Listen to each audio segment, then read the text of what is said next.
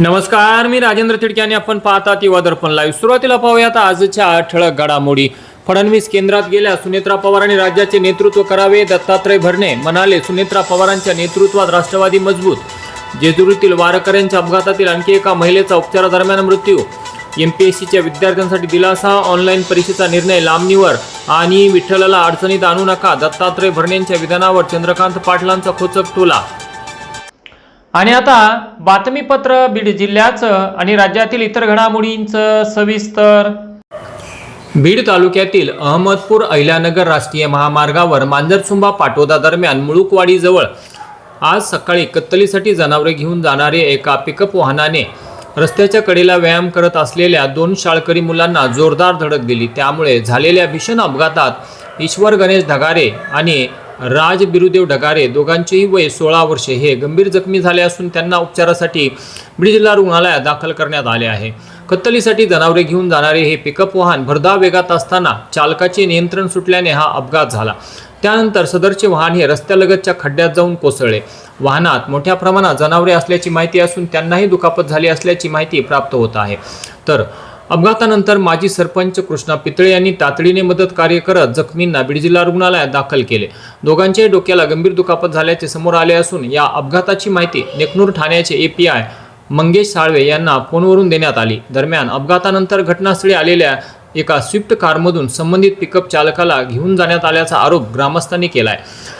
तर जखमी विद्यार्थी अत्यंत गंभीर अवस्थेत असताना त्यांना मदत करण्याऐवजी चालकांना घटनास्थळावरून पळवून नेण्यात आल्याने परिसरात संतापाची लाट पसरली असून संबंधित व्यक्तींवर कारवाई करण्याची मागणी होत आहे. बीडमध्ये एका आश्रमशाळेच्या संस्थाचालकाची गुंडगिरी समोर आली आहे. महिला कर्मचाऱ्याला शिवीगाळ करत तिच्या पतीला शासकीय कार्यालयातच मारहाण केल्याचा धक्कादायक प्रकार समोर आलाय. या मारहाणीचा व्हिडिओ चांगलाच व्हायरल झाला असून त्यात अश्लील भाषेत शिवीगाळ करून धमकी देताना दिसत आहेत. महिला कर्मचाऱ्याला घरातील धुनी भांडी व झाडू पोछा तसेच शेतातील खुरपणीचे व कापूस वेचणीचे काम करण्यास भाग पाडल्याचा गंभीर आरोप करण्यात आलाय. शेतातील आणि घरची कामे न केल्याने 6 महिन्यांपासून वेतन रोखल्याचा आरोपही करण्यात आलाय. या घटनेचा व्हिडिओ व्हायरल झाला असून या प्रकरणी बीडच्या शिवाजीनगर पोलीस ठाण्यात गुन्हा दाखल करण्यात आलाय. बीड जिल्ह्यातील अंतरवन पिंपरी तांडा येथील आश्रमशाळेतील स्वयंपाकी सुरेखा चव्हाण यांनी संस्थाचालक दिनेश लाला पवार यांच्यावर अत्यंत गंभीर आरोप केले आहेत. शाळेच्या कामासोबतच घरची धुनी भांडी, फरशी पुसणे, शेतातील खुरपणीचे काम करण्यास भाग पाडले जात असल्याचा त्यांचा दावा आहे.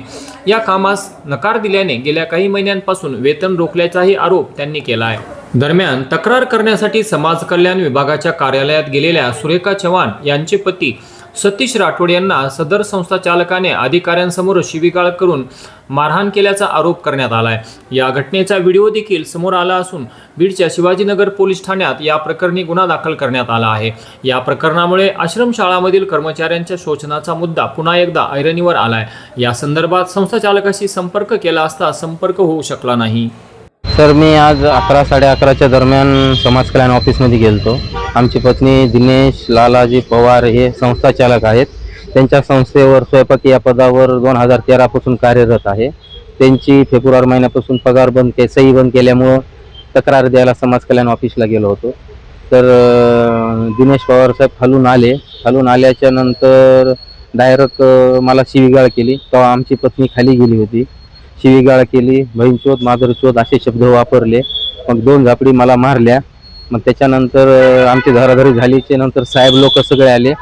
क्षीरसागर साहेब हे संचालक तिथले क्षीरसागर साहेब स्वतः तिथं आले. तिने सोडासाडी केली.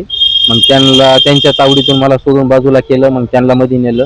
मध्ये जाताना त्यांनी धमकी अशी दिली की बाकी तुझ्या पत्नीला तुला दोघांना मारून टाकीन म्हणे. तू कुठला कोण आहे म्हणे, तुझ्याकडे काय म्हणे, तू मला पुरणार आहेस का म्हणे. माझ्या त्यासारखे 56 मी बुजून टाकले असते तरी बी सांगता येत नाही म्हणे. तू शिवीगाळ केली, पत्नीला बी घाण शिव्या दिल्या, सांगू शकत नाही मी. लई घाण शिव्या दिल्या सर. त्याच्यानंतर मग ते मध्ये गेले. मग मी थोडंसं घाबरलो, मी पोलीस स्टेशनला धाव काढली सर. आता काय मागणी तुमची? आता मागणी अशी सर की ते सही करून दिले तर पहिले 7-8 लाख रुपये भरलेले आहेत. आता 7-8 लाख दी, नाही तर मग शाळेत तुला रानात खुरपायला कामाला जावं लागेल, नाही तर घरी बंगल्यावर कामाला यावं लागेल, भांडे कपडे धुवायला.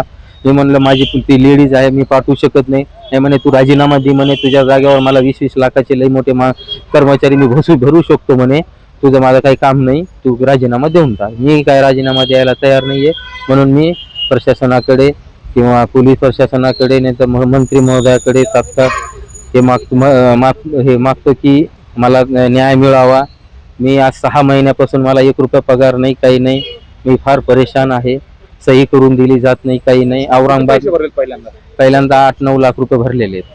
8-9 लाख भरून बी अजून रानात काम करत नाही, म्हणून अजून 6 लाखाची अपेक्षा आहे त्यांची. आणि बाकीचे सगळे कर्मचारी 5-6 कर्मचारी रानात काम करतात, शेतात पाळी घालतात, हे करतात. त्यांच्या घरी सुद्धा कर्मचारी आहेत. त्यांच्या घरी झाडून पुसून भाकरी टाकायला कर्मचारी आहेत. त्यांच्या गाडीवर सुद्धा संस्थेचाच कर्मचारी आहे. मग त्यांना तेच कर्मचारी पाहिजे, तर हे लेडीज कर्मचाऱ्यांना बी एवढा त्रास का पाहिजे? ह्यांना कोणी प्रशासन बघत नाही का? ह्यांच्या जबाब मागत नाही का ह्यांना? मी शाळेत जात होते रोजच्या प्रमाणे आणि तिथं माझी सही बंद केली. 2 फेब्रुवारीला सही बंद केली. त्यांचं म्हणणं होतं की शेतात जा कामाला खुरपायला आणि घरी या. मी गेले नाही. घरी स्वयंपाकला म्हणजे भाकरी टाकायला या म्हणून सांगत होते. मी गेले नाही आणि ते म्हणतात की तुमच्यामुळं बाया येत नाहीत शाळेत, घरी कामाला बाया येत नाहीत, खुरपायला जात नाहीत, त्याच्यामुळं माझी सही बंद केली. मग मी म्हणले माझी सही बंद का केली? ते हेडमास्तर कडे गेले, माझी सही बंद का केली? ते म्हणले तू घरी जात नाहीत, रानात जात नाहीत, तू रानात गेली की तुझी सही चालू करतात म्हणून. तर मी म्हणले मी रानात जात नाही, शेतात रानात जात नाही किंवा घरी जात नाही मी कामाला. ते म्हणले तुझा काय पगार निघत नाही. आणखीन ते म्हणाले की मग पैसे द्यावा लागते तुला.